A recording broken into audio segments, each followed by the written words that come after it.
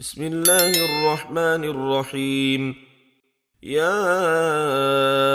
أيها المزمل قم الليل إلا قليلا نصفه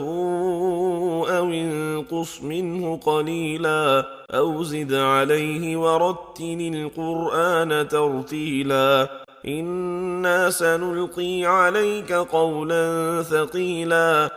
إن ناشئة الليل هي أشد وطئا وأقوم قيلا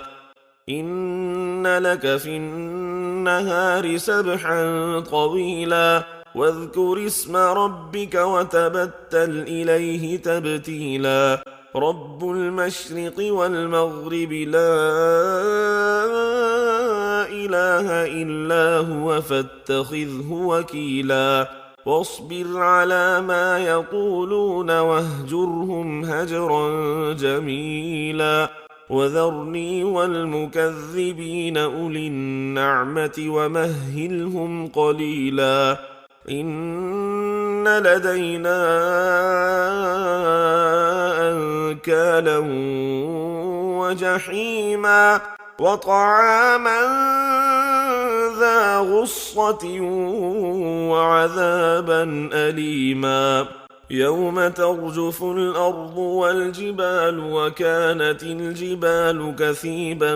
مهيلا إنا أرسلنا إليكم رسولا شاهدا عليكم كما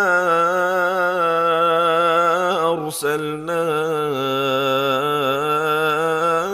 إلى فرعون رسولا فعصى فرعون الرسول فأخذناه أخذا وبيلا فكيف تتقون إن كفرتم يوما يجعل الولدان شيبا السماء منفطر به كان وعده مفعولا إن هذه تذكرة فمن شاء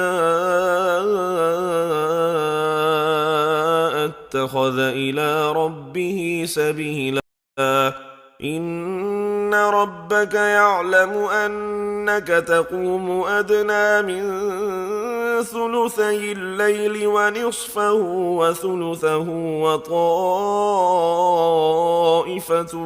من الذين معك والله يقدر الليل والنهار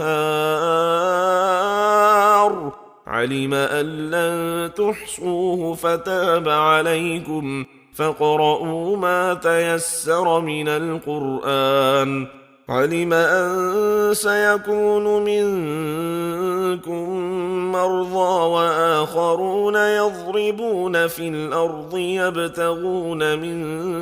فضل الله وآخرون يقاتلون في سبيل الله فاقرؤوا ما تيسر منه وأقيموا الصلاة وآتوا الزكاة وأقرضوا الله قرضا حسنا وما تقدموا لأنفسكم من خير تجدوه عند الله هو خيرا وأعظم أجرا واستغفروا الله إن الله غفور رحيم.